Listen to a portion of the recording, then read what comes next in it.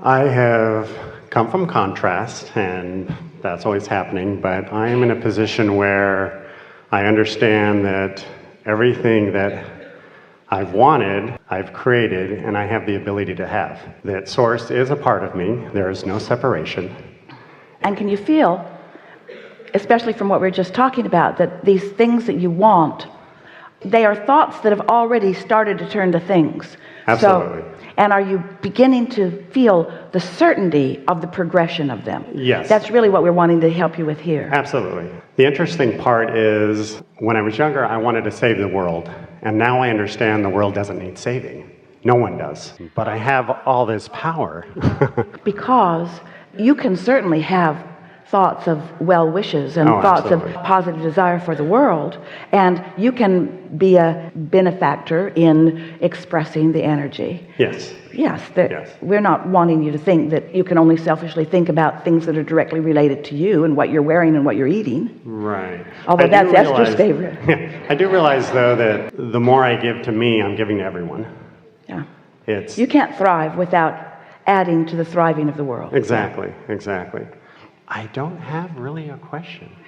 It's that I'm looking to the next step, and I know what's forward, and I know everything's going to happen, and the doorways are opening, and my, call it word for living, is allowing, which I got from you, so thank you. Let us give you another word. Let us give you something even more to consider, because we like how you feel. It feels good to us to realize Yes. that you recognize that you're here to explore and to discover for yourself things that you care about. And you've pointed out that what you care about is broad.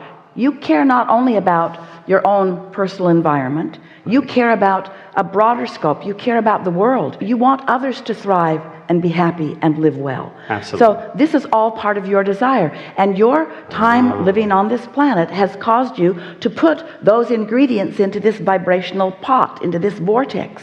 And those vibrational ingredients are becoming and becoming and becoming because you and others have put them there. When a desire is realized by you, I so want the world to be a better place, and I so want to do my part in whatever that means. That is a vivid desire. It's a real desire, and it's a desire that you get to own. It's your desire, and you get to hold that desire. So you can't create in the reality of others. You can't wish for someone to have something because you can't be their receptive mode. Right. You can be the projector of thought about it. Now, this is where we want to take this conversation into a new place. In the last gathering in Long Beach, someone sat in the chair and asked the question, Abraham, you say that there's no assertion, and yet you talk about how we think thoughts or we project thoughts. He said, I'm wondering, if we can project a thought, then why is there no assertion?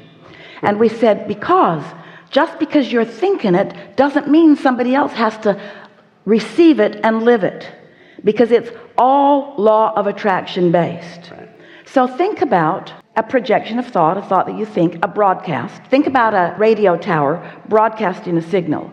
Well, it can broadcast all day, every day. And if no one has a tuner that's tuned to it, and no one's turned that tuner on, then that broadcast is not going to be received, and there's not going to be any manifestation as a result of it. It's like if a tree falls in the forest and there's no one there to hear it, did it make a sound? No, because there was no one there to translate the vibration into a sound. So in order for creation to happen, there has to be a broadcasting and a receiving, a broadcasting and a receiving, a broadcasting and a receiving. So the way you set your receiver, the way you set your tuner is by what you broadcast. It's by what you think. So when you think about a world that is wonderful, you set your tuner to receive evidence of that wonderful world. When you think about a world that is having all kinds of catastrophes and problems, then you set your tuner to be experiencing or aware of those kinds of things. Right. And so it's so wonderful that you are each a part of this magnificent balance of broadcasters and receivers, that there is enough diversity in what you desire and in what you allow, that everyone has the potential of living happily ever after. And in fact, you are better off for every diverse opinion that exists, Because through the diversity, you sift and sort and find what you are projecting, and as you project it, meaning as you think about it, as you speak about it, as you talk about it, you practice a vibrational countenance that equals your point of attraction, and then life is reflected back to you in perfection to the broadcast that you are sending. So, let's just rest in that deliciousness for a minute. Yeah. That was so good. Jerry wanted to write a book called Turning Thoughts to Things, because he had a sense of this. Long before he met us, he was wanting to talk about how thoughts turn to things. Why do some people have this outcome of life and other people have this outcome of life? And as he began watching people and sort of making an association between what they were living and how they were sounding, he began to notice an absolute correlation between people who were feeling good about life and how their lives were turning out, and people who were complaining all the time and how their lives were turning out. He saw people who were in good positions because they'd been born into good positions, who ended up in terrible positions because they couldn't stop talking about the resentment they had, that their parents didn't give them more of the pie. And so he became aware that there is something to the way these thoughts are turning to things.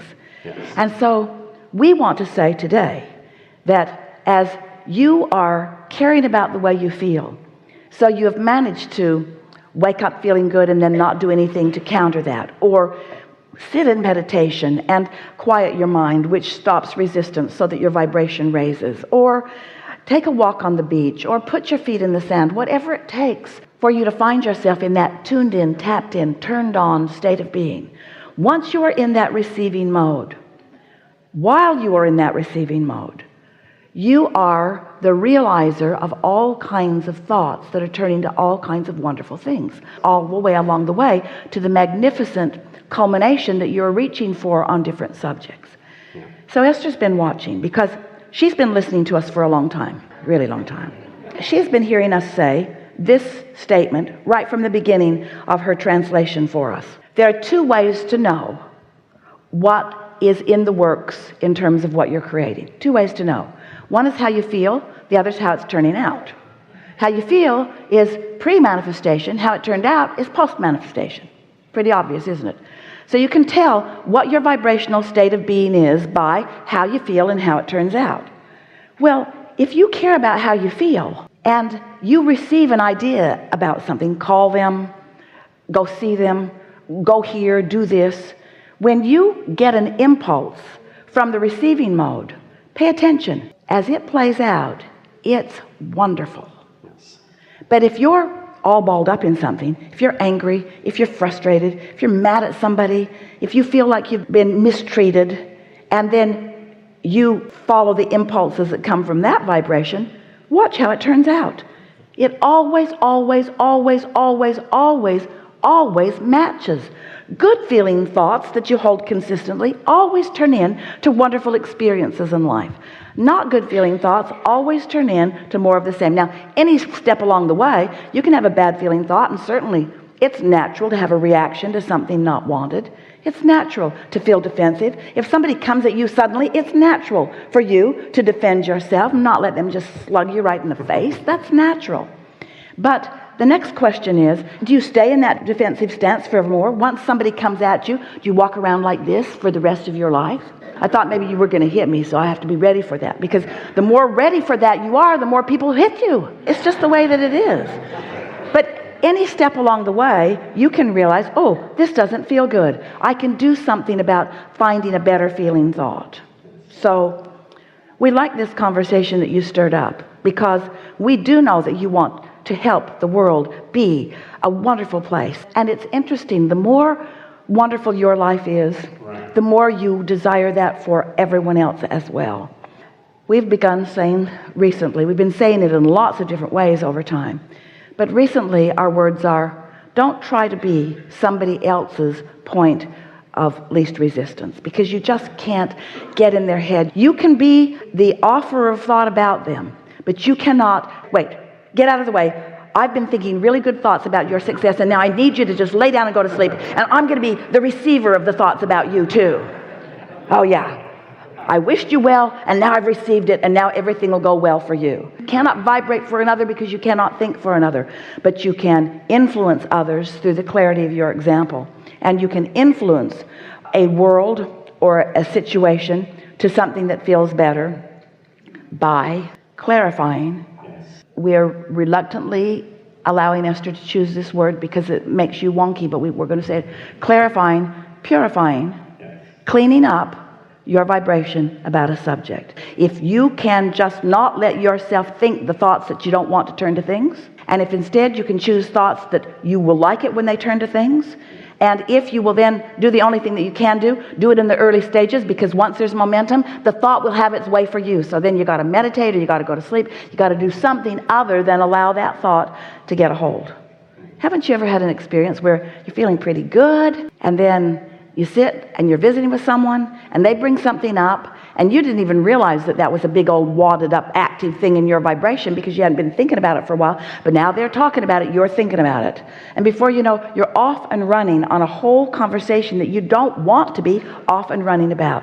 This is the control that we are asking you for. In meditation the other day, Esther received a very clear statement, and she loved the way the statement unfolded in her own mind. Let the control that you seek, or let the control that you attempt to offer, let it be only about controlling your own positive expectation. And if you will work on controlling your own positive expectation, then you control your point of attraction. The entire universe, actually. The entire universe is a cooperative component for you. And others who don't know that, they'll watch you, they'll be jealous of you, they'll condemn you, they might even find fault with you. But if you've practiced positive expectation, they can't assert their negative experience into you. They can project it, you can receive it, but you've got choice about whether you receive it or not. And your ability to receive it or not receive it has to do with one thing and one thing only: how much you've practiced good feeling thoughts, how much your vibration is frequently in that tuned in, tapped in, turned on position. Yes. Don't you love deliberate creation? Absolutely. Yeah.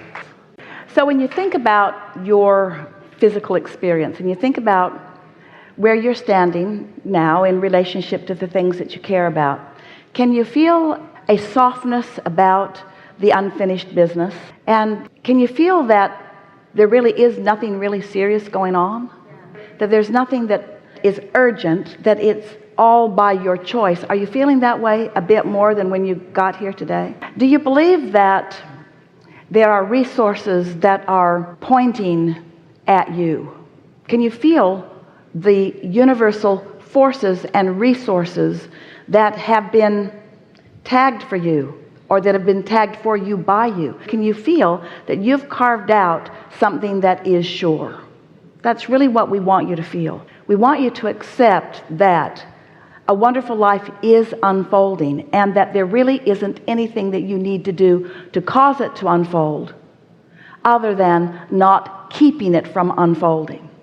So we just have a simple question. Can you feel how a really, really strong attention to what is right now could be diverting your attention from what's coming? Could you be standing in a place looking out, eager to find a sort of clue? Have you ever dropped something and didn't know you dropped it, like an earring or a pen or something, and you didn't even know you dropped it, and then your eyes looked right at it? Because a part of you knew that it was important, and a part of you showed you right where it was. Have you ever driven all day on a highway and never looked at any of the signs or billboards until you looked at the one that mattered to you, because that was the place that you wanted to eat or wanted to sleep that night?